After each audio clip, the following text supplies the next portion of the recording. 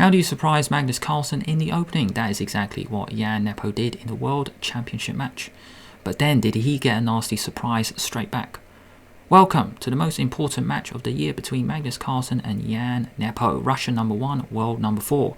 Why should you watch this video? You're going to see Magnus play the Catalan, which is one of the best openings you can ever play with white. But you will see Nepo play some great defensive moves from the black side. You will also see many complex variations. This was a wonderfully tough game to analyze. You will also see Magnus sacrifice a rook for a knight because he had to, because things were getting desperate. Let's begin. Carlsen has white, Nepo has black. d4, knight f6, c4, e6, already a surprise because Nepo normally plays the Grunfeld, which goes like this. g6, knight c3, and now d5. A very dynamic way to play, but it looks like Nepo is planning to surprise Magnus. But check it out, in a few moves, Magnus is going to bring the surprise straight back to him. c4, e6, Nepo rarely plays this. Knight f3, d5, g3, bishop e7, bishop g2, castle, castle, and here we go. This is the starting position for one of the best openings. From the white side, the Catalan, but also from the black side, a very solid way to defend. What is the Catalan? 2 pawns in the center, d4, c4, along with a knight, bishop, pawn, and castle. Very sensible way to play. And here you can see black setup. Knight, 2 pawns here, e6, d5, bishop e7, and now castle. How to continue?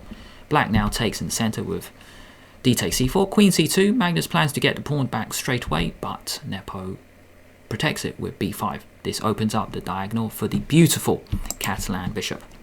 At the moment, white is down a pawn. One option is actually to chip away with a4, but a popular reply is not b4, shown by the green arrow, but bishop b7, which is getting trendy nowadays at the highest level. The point of this move is after take, which looks like white is crashing through. I've just taken a pawn, I'm going to take another one. a6. I'm so glad this didn't happen because a lot of pieces are coming off. The point of this line is lots of things come off. Black's going to be a pawn down, but his pieces are going to be really active. Take. Alexander Grishuk used this recently, along with Andrei Esipenko. Take, queen c4, bishop d5, queen d3, knight b4, and lots of things are coming off. Take, take. Very active pieces, and Grishuk got a draw later on. So I'm really, really glad after a4, this trendy new way to play bishop b7 did not happen today. And thank goodness, because after knight e5, which was chosen in the game, lots of pieces remain on the board, which is very useful.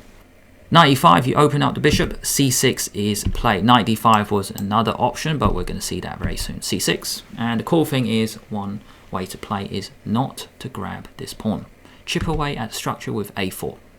You don't want to grab this pawn at the moment. Take. Take, take. And black is fine. Rook b8. Bishop b7 is coming, trade off the dangerous Catalan bishop. This pawn is under attack. Black is completely fine, so Magnus didn't go for this.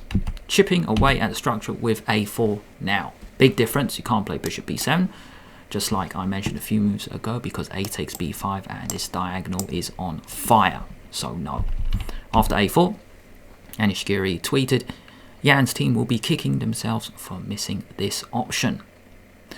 How do we know Jan might have missed this? Because he spent 10 minutes on his next move with knight d5. Looks like a good move, blocking the diagonal. Magnus now goes knight c3, challenging the knight. f6, very committal move because it does leave this pawn only being defended by this bishop. Knight goes back, and we have this very strange pawn structure. Queen d7. What a strange move. Now, why did Nepo play this? The queen defends this pawn, so if the bishop ever comes out to h3 to attack it, it's defended. This bishop needs a better future. Maybe it will go to b7 or to a6. e4 played. Attack the knight. After knight b4, queen e2, the knight now sits in on d3. However, just want to show you one option. This is a typical move in the Catalan where you break up the structure, but to be honest, I don't think it works at all. Take, take, b4. That's why. I'm showing you guys this because I've had this in some blitz games online where you try to chip away at black structure, but now black gets a protected pass pawn. No good. If you go knight e4, then bishop a6. This bishop is amazing. This is better than the Catalan bishop. You know something's gone wrong. c5 is coming. Get the queen out the way, maybe knight d7, c5, we got a pawn break. This option is even worse if you take and try to get space, because the bishop can come out to a6. This bishop is better than the Catalan bishop. The rook can come to c8. Your passed pawn is protected with your bishop, so no, do not go for this. The truth is, in this position, Magnus needs to act fast because he is a pawn down, so he needs to act in the center. That is exactly what he does with e4. Knight b4, attack the queen, queen e2, knight d3, and e5. So it looks like, has Magnus wasted a little bit of time? No. Even though he has lured the knight into d3, he's got his pawn to e5, and there's potential for this bishop to open up later. Bishop b7, competing against the Catalan bishop. Another option was a very direct move like b4. Remember, at the start I mentioned there were many complex variations, and this was a wonderfully tough game to analyze. b4, very forcing, very committal pawn move. Take, let's say, take, and now knight e4. So really what's happened, e2, all the way to e5, take, and now the knight takes its spot. Bishop takes d4 is one option. If you want to go pawn grabbing, take, take, take, and let's have a look at this position. Bishop e3 is way too much, guys, way too much, because after queen b2, the truth is, black is down, black is up, 3 pawns, so you can't do this. Blue arrow suggests rook b1 first, then the bishop can come out to e3, attack the queen, and at the moment, these guys are still at home, so there's going to be a bit of compensation here for white. Back to the game. e5, bishop b7, normal move, take, and now bishop takes. This bishop can sneak out to h3 to attack this pawn, like I mentioned before. Bishop takes, making sure we guard the e5 square. I think this is a bit too much, because bishop h3, and you don't want to play an ugly move like this. You don't want to play f5 because this square is white. Also, this bishop can come into h6 as well to attack the rook, so no, don't go for this. Bishop b7, take with the bishop. Now knight e4, here we go. How do we get this knight out? Nepo goes knight a6. Couple of options. Knight b4 to support your friend. Knight c7 to come to d5. And there's one more option, but that is the one I have not highlighted yet. We're going to see that very soon. By the way, if black gets greedy, take, that's the weakness. It'd be really nice if black had a pawn, but knight g5. And white's coming through. Queen d7 to defend. You can go queen e6 check, but queen e4 is beautiful. Just for one move, just be a little bit accurate. Because now you're occupying both diagonals. The red diagonal pairing up with the Catalan bishop is very dangerous. Rook f5, let's say you block, and now you don't take. You play this brilliant move, bishop e3. What does that do? You guard the c5 square, so then the knight, if it goes to c5, you can take it. Now you might be asking, why not this? This looks terribly dangerous. It's because knight c5. Backward moves are so difficult to see, especially backward knight moves. I think Boris Gelfand said that. The most difficult type of move to see is a backward knight move. You attack the queen, you defend the bishop. If you take, now you take. Queen defends pawn, which attacks the queen. Rook defends knight, now the bishops square off. Black is soon to achieve his goal to trade off the dangerous Catalan bishop. Very complex. Knight a6, knight e5, Magnus goes in the center, take, and now knight c5. This is the option I did not show. Not going to either circled square, knight c5, important to challenge the knight. Now the knight comes into d6. By the way, if you get greedy with knight e5, again with this idea, coming in, queen e4, coming in as an option, with this beautiful diagonal option where the queen works on both sides. D takes e5, knight c5, now knight d6. At the start of the video I mentioned this was one reason to keep watching. Magnus now sacrifices a rook for a knight. Knight b3, hitting the rook, rook b1, take. What do we have here? A monster knight on d6. That bishop on b7 really doesn't exist at the moment. Catalan bishop is still on fire. We have the option to break up the structure with b3 coming up. Black has less space. How do we even unravel? Rook b8. Bishop back to a6, a8 and then c5. This is the pawn break I mentioned at the start. Black really needs to free his position, and also it'd be really nice if this rook was active. Maybe get the rooks to b file. Why not? You've got to open up a file. You've got 2 rooks. Your opponent only has 1. How do we even make that work? Rook d1, going for a discovery, but Nepo, he doesn't care. Because if you go here, you can take. You can go queen e7, and if the knight moves, now rook b4, something like this. c5 coming up. I'm going to mention this move again. c5 is the star move in order for Nepo to trade off this dangerous Catalan bishop. I mean, throughout this video, you've heard me say that so many times. Rook c1 here, rook b8, c5, getting it off. So, back to the game.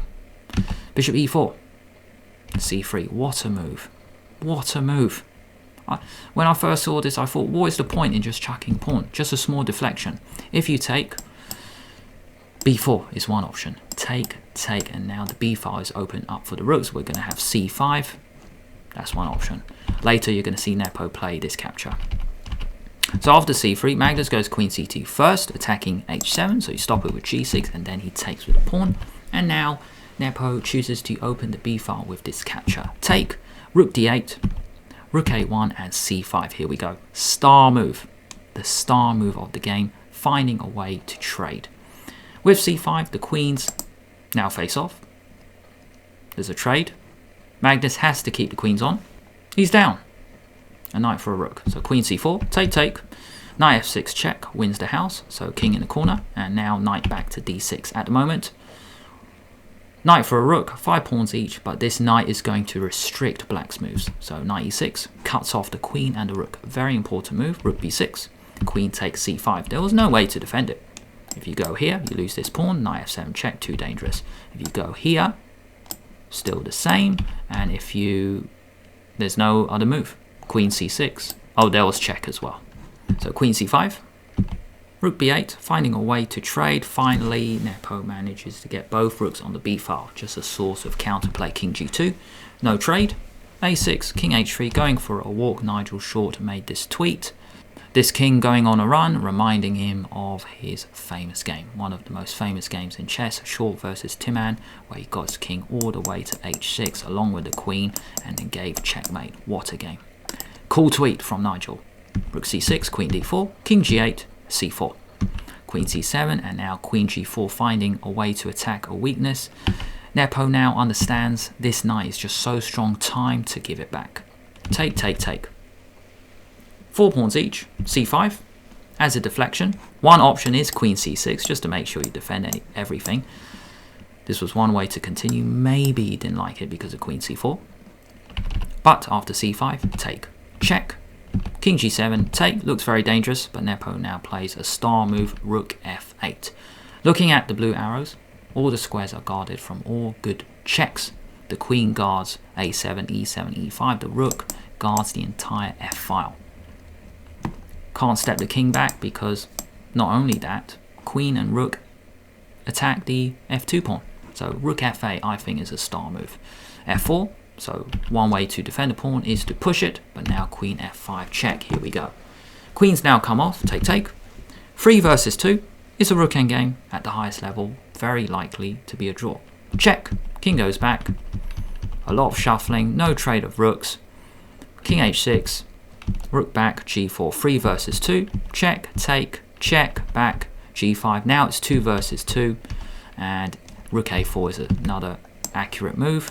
Attack the pawn. If the king comes up, check, king back, rook a4, and a draw was agreed. If you push, you're going to lose this pawn. If you defend it, you're going to check from the side. There's no way for the king to escape the checks.